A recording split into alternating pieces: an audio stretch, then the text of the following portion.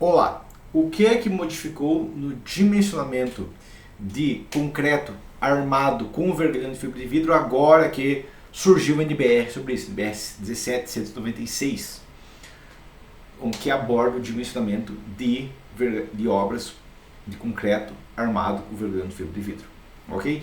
Todos os argumentos que eu já falei lá no meu vídeo antigo sobre vergalhão de fibra de vidro continuam válidos. Agora surgiu a norma, agora vou sair executando. Não é bem assim e não é a mesma coisa.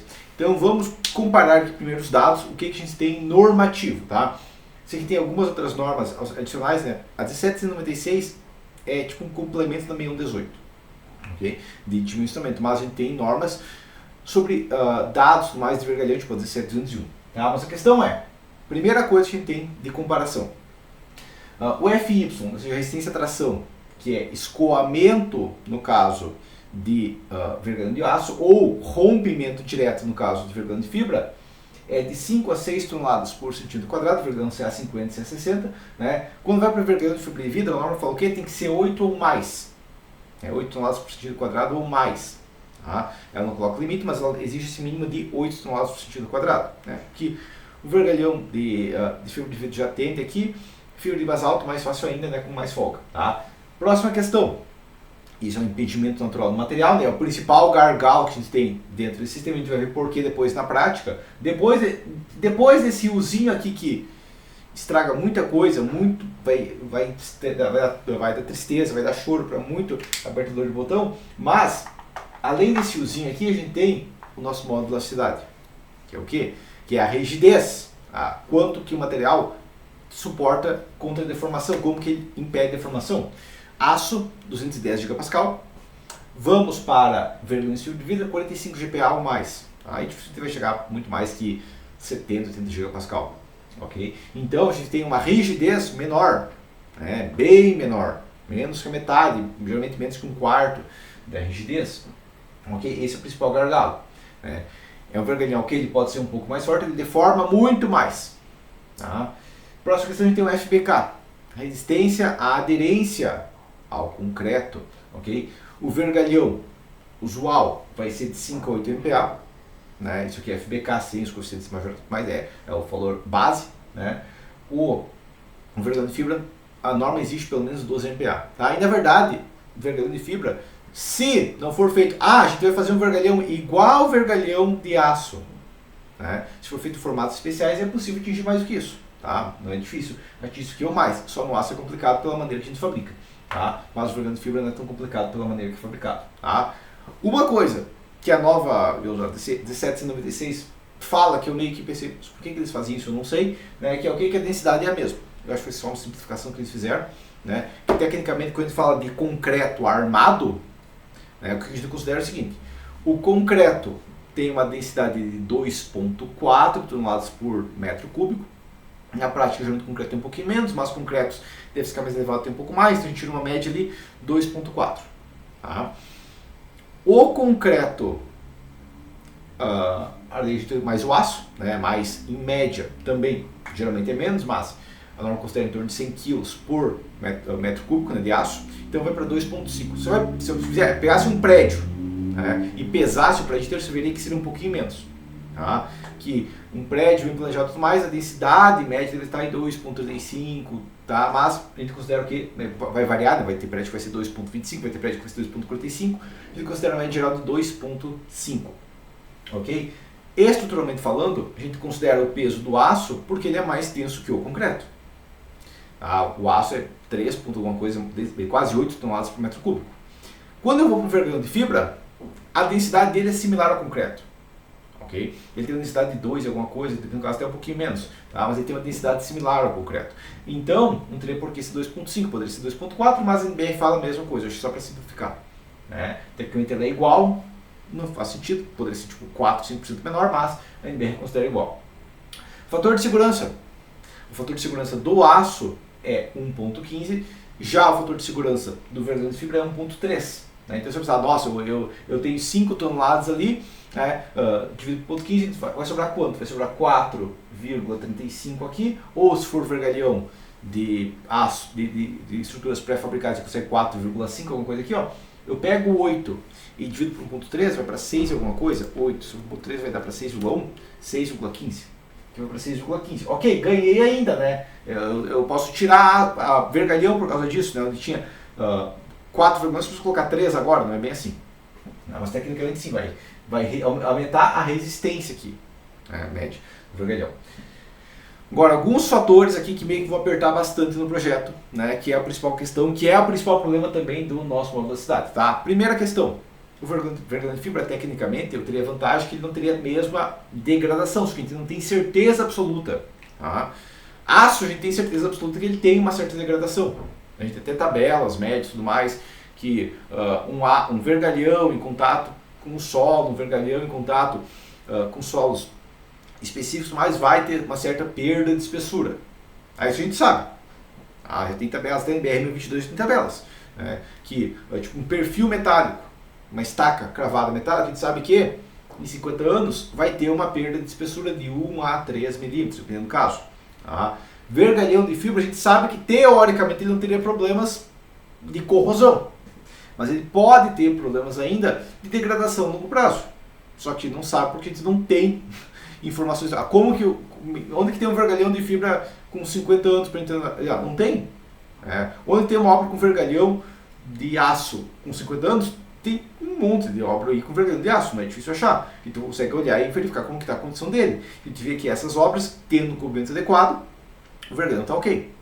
Até 75, 100 anos, tendo cobrimento adequado, o vergalhão está ok. Agora, vergalhão de fibra, não tem isso. Então a norma vai exigir um comprimento igual e ainda exige o quê? Espessura mínima de vigas de 15 centímetros. Ok? Então meio que... mas eu vou fingir que eu vou fazer alvenaria amarrada, vou fingir com concreto armado e colocar ali em cima de alvenaria. Não vai ser alvenaria, mas eu não sei que alvenaria 19 já sai fora aqui. Então ela já exige 15 centímetros no mínimo. Tá? Isso aqui ainda não é um gargalo tão grande, uma grande aqui está aqui, ó. Nas esbelteiras, quando a gente considera cálculo do pilar rígido, para não considerar fluência e tudo mais, a nossa NBR 18, esbelteiras máxima de 90. Então, a pilar de 14, 90 vezes 14 dividido por 3.464, até 3,60 metros estaria tranquilo, tipo um pilar de 14. Eu converto isso vezes 5 sobre 9, no máximo 2 metros de altura. De eixo de pavimentos, meio fora da realidade. O pilar oficial de prédios calculados por apertador de botão, o pilar de 19, que é o mínimo que a norma permite sem majoração, não é o que eu recomendo, mas é o que você mais vai ver em projetos feitos de qualquer jeito, é de 275 centímetros. Então, o 274, então o pilar de 19, a não ser que a obra tenha 2,70 metros entre andares, já sai fora da realidade. Já exige um pilar mais espesso do que isso. Justamente porque o aço auxilia o concreto na compressão. O vergalhão auxilia muito menos. Por quê? Porque ele não tem rigidez, ele não absorve carga. Ok? Ele tem uma rigidez pouco maior que o concreto. Eu coloco um concreto deve ficar elevado e empata, entendeu? Vai ficar 50, mas empata na rigidez. Consigo chegar a uma rigidez próxima disso. No caso um pouquinho mais, mas eu consigo chegar a uma rigidez próxima com o concreto deve ficar elevado. Mesmo o concreto deve ficar base ali, o concreto deve ficar 25, 30, ele vai ter uma rigidez de uns 28, 30 gigapascal. Então a questão é, meio que fica, ele não pega, ele não auxilia na compressão, ele não auxilia na flambagem, por isso reduzir a flambagem, entendido?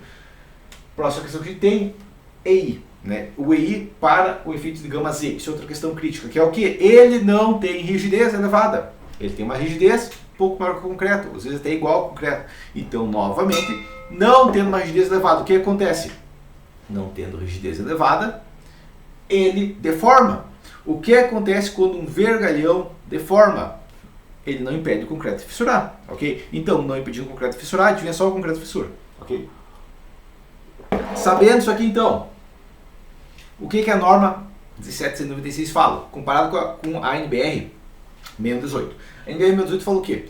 Você tem uma peça de concreto armado, digamos uma viga ou uma laje com armadura positiva, onde precisa de armadura positiva, armadura negativa onde precisa de armadura negativa, você tem um coeficiente EI de 0,4. Você arma geral de qualquer jeito, apertador do botão, coloca 2 ferros em cima e embaixo, 2 ferros de 10, consegue aumentar para 0,5. Nossa, então é melhor. Não, você vai gastar muito mais com uma rigidez, pouca coisa maior. 0,4 para 0,5 é uma vantagem, mas não é muita vantagem, não é tanta vantagem quando eu posso melhorar a geometria. Tá?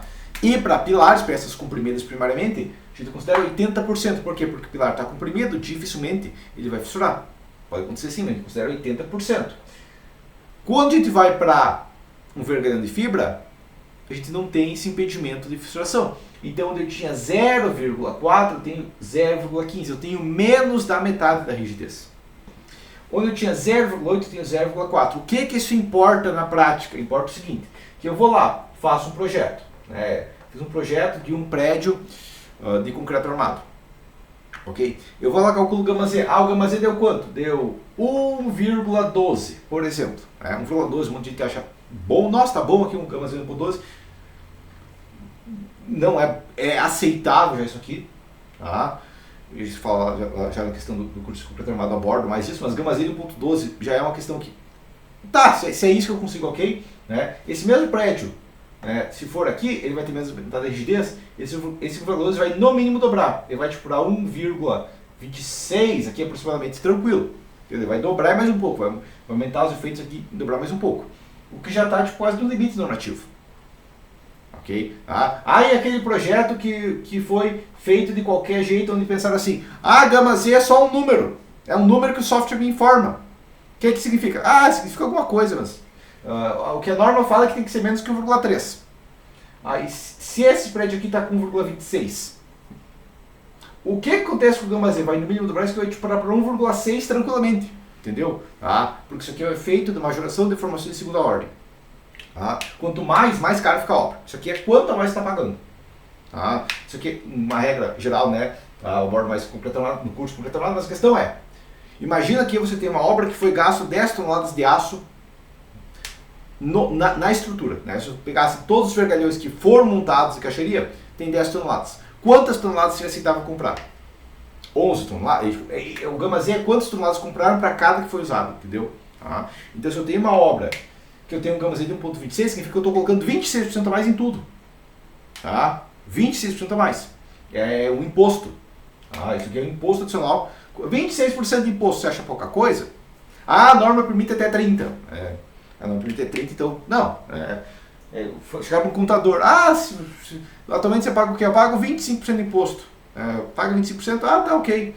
Tem um jeito de aumentar para baixar para 15%. Não, eu não me importo. Se um contador falasse isso para mim, eu demitirei ele. Eu sei que tem como baixar aí o imposto aí seu quase pela metade, mas tá dentro do aceitável. Não, né? Pois é, então isso que é um gargalo gigante. Então aqui meio que... Você percebeu que esse pepino da deformação está acontecendo? Pois é. Agora, vamos para outra questão. Então, agora, além dessa aplicação prática desse módulo da cidade, vamos para esse Uzinho aqui. Não é FY. Não é tensão de escoamento, é tensão última. É só a letrinha que está no software. Não. Essa letrinha que está no software é como que essa peça se comporta se sobrecarregada. Ok? Então, o que a gente tem? A gente tem o seguinte, que o F, quando eu chego na tensão limite de 5 toneladas por sentido quadrado do vergalhão de aço, ele escoa, ele deforma mais, ok? E manda carga para os elementos sendo estrutura hiperestática. E aqui, ele não escoa nada, ele só rompe, ele arrebenta, ele cai em cima da cabeça das pessoas. Ok? E dentro daquela questão, nós tem uma viga e cai em cima da cabeça de uma criança. É um problema considerável. Tem uma viga, tem uma criança brincando embaixo e ela deforma um pouquinho. Tira a criança dali, escorta, mas salva, ok? Bem menos problema. Pois é, a gente tem essa questão.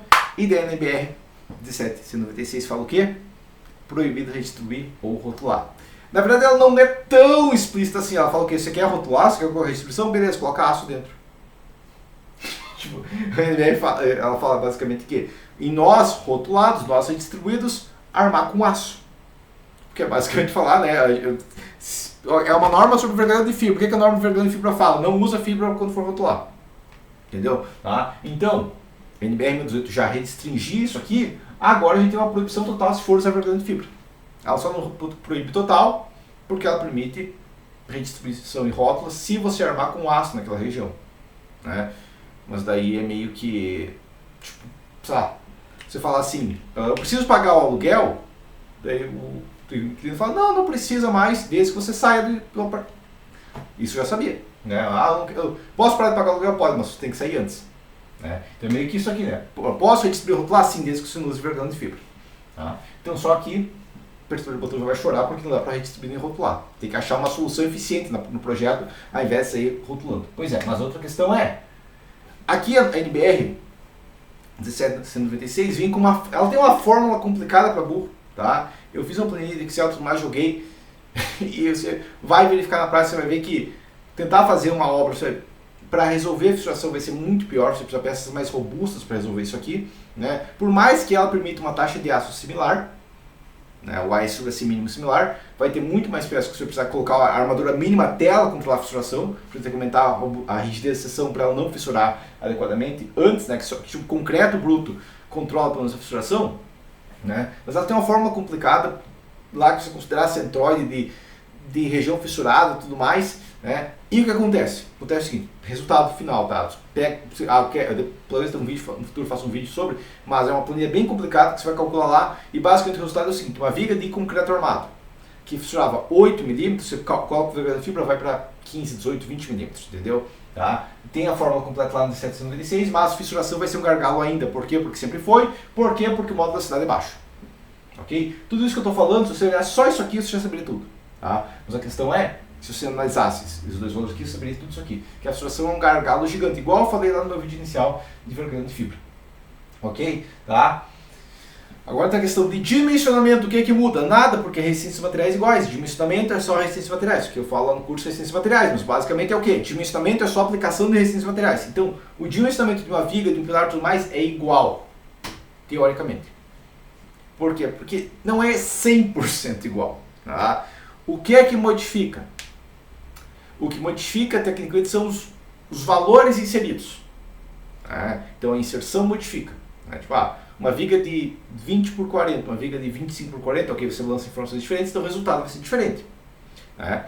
Mas a questão aqui, o que insere diferente? O módulo da cidade, tecnicamente. Né? Como a gente tem um material de baixa rigidez, a gente vai calcular principalmente pilares ou peças com vergalhão comprimido, né, como um todo, o que vai acontecer é o seguinte, você vai ter excentricidades maiores. Né? Então não só a norma dificulta, limita peças de excentricidade de esbeltez elevada, como ela exige maiores reforços, ela entrega uma resistência menor nessas peças de esbeltez mais elevada. Né? Então é 2 pipinos de esbeltez elevada e reduz a resistência. Então isso aqui basicamente vai ser quando que eu vou usar um pilar com vergalhão de fibra? Só se tiver uma esbeltez bem controlada. Né? Um prédio normal, 320 centímetros, dividido por 50, vezes 3,464, já sei tipo um pilar de no mínimo uns 23 centímetros. No mínimo. Tá? Então eu vou usar 23 porque é o mínimo. Se você quer entregar a qualidade mínima também. Né? Mas a questão na prática, isso aqui é a questão de esbeltez abaixo de 35 sendo ideal por causa das limitações da nova NBR. Desde, na verdade, sempre todo pilar de concreto, né, armado, mas a esbeltez menor é o ideal. Mas a questão é controlar muito a esbeltez. Tá? A resistência final atingida em esbeltez baixa vai ser quase a mesma. Passou de 35 já começa a perder. E daí entra a questão de entrou a segunda ordem e passou de 50 que entra a fluência, daí sim piorou de vez, daí perde muito da resistência comparado ao pilar de concreto. Entendido isso aqui? Beleza? Então essa seria a nossa questão comparativa. Lembrando que tudo que eu falei de vergalhão de fibra não mudou. A norma só, ao invés de ser proibido, ela foi permitido. Né? Imagina que fazem uma lei, né? É permitido a partir de hoje suicídio. Quando você vai aproveitar essa lei? Eu não vou aproveitar. Agora é permitido, que legal. Né? Vou pro lado do vapor. Não. Né? Mas a questão é, tecnicamente agora a gente tem normatividade permitindo. Porque está em aprovação dos mais, praticamente está 100% aprovado essa norma, eu já lancei esse vídeo. Né? A 1701 já lançou tudo mais, então a questão é uma norma praticamente aprovada. O crítico é o seguinte, aprovado ou não, eu tenho que continuar com o mesmo pepino de uma rigidez muito menor. Tendo uma rigidez muito menor e não tendo escoamento, eu continuo com o pepino de ser proibido redistribuição e totalmente maluquice rótula. Né? Já era maluquice em projetos de concreto armado, agora sim. Né? Quando era rótula em estruturas de concreto armado, nunca faz sentido, claro, rótula nunca faz sentido. Né? Já tem vídeo sobre no canal, já abordo isso no curso de concreto armado e tudo mais. né? Rótulo nunca faz sentido, agora sim não faz sentido. Por quê? Porque antes era só que jogar dinheiro fora, né? Vou dinheiro fora, ok. Eu comprei um carro, paguei 80 mil, mas a tabela FIP dele era 70. Jogou 10 mil fora. Eu comprei um carro, paguei 80 mil, mas bati e morri. Opa, agora um pepino maior. Pois é, não importa. Aí quando eu quero tabela FIP, não importa agora. Pois é, então a questão agora é rótulo, é proibido, por quê? Porque arrebenta se você está rotulado. Tá? Redistribuição limitada, né? Pelo menos a redistribuição limitada vai, quem sabe, ajudar um pouquinho do gama Z, que já está bem destruído, porque a rigidez é baixa, né? Fissuração vai ser um pepino gigante se for tentar usar esse tipo de peça, tanto que eu falo, esse tipo de peça não é para peça que sofre fissuração, ok? Isso aqui não é uma peça para você usar de fissuração, tá? E a gente tem questão de complicar esse voltagem elevado, tá? Então, agora outra questão, na prática, tem uma aplicação prática de usar esse vergalhão de fibra? E a questão é, eu vou dizer sim. É sobrado de concreto armado e pilar e viga? Não. Mas é o que todo engenheiro que está começando faz. Sim, por isso que paga tão pouco. Mas a questão é, não é essa a aplicação. Tá? É prédio, porque é a única coisa que a gente ensina na faculdade de engenharia civil no Brasil. É prédio de concreto armado? Também não vai ser prédio. Tá? Por quê? Porque a gente quer peça de voltagem controlada, né? Robustas. Quando que eu veria uma aplicação disso? Por exemplo, a cabeceira de uma ponte. Tranquilo. A cabeceira de uma ponte tem 40, 50, 70, 80, 1 metro de espessura, tranquilo. Esvoltez baixa, rigidez absurda, né? O vergalhão está ali para auxiliar um pouquinho na flexão, né? Então ali está tranquilo, né? Ou até um pilar interno de uma ponte, tranquilo, porque esvoltez baixa, é um problema maior de degradação, está em ambientes agressivos, tudo mais, ok, ali está tranquilo, né? Onde eu veria a aplicação então vai ser o quê? Em peças onde um cobrimento de 5 centímetros, tranquilo. Onde mais a gente poderia tecnicamente verificar essa complicação? Peças de formação não é crítico, né? Peças robustas, novamente. Né? Tecnicamente entraria algumas coisas a mais aqui, por exemplo, sapatas, estacas, blocos, poderia entrar aqui. Né? Por quê? Porque são peças onde corrosão a gente não consegue controlar tanto. Né? E se deformar 50% a mais, 100% a mais, não é um pepino grave. Uma viga deformou o dobro, é um problema. A sapata deformou o dobro, não o solo, a sapata. Se o solo recalcou, é um problema. Agora, uma sapata, quanto que ela deforma? Uma sapata rígida, 1, 2, 3 milímetros exagerando. Então, deformar o dobro não é um problema tão grave. Uma estaca, não o solo da estaca. A estaca pura, deformar o dobro, também não é um problema tão grave.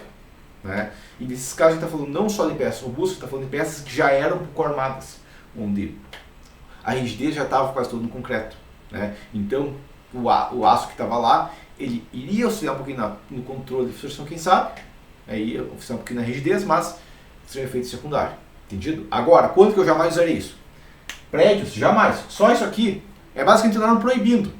Né? A norma não proíbe, tecnicamente. Ela não fala proibido fazer prédio, não, mas ela fala isso aqui, ó. Você tem menos da metade da rigidez se usar. Isso é uma proibição para mim. Né?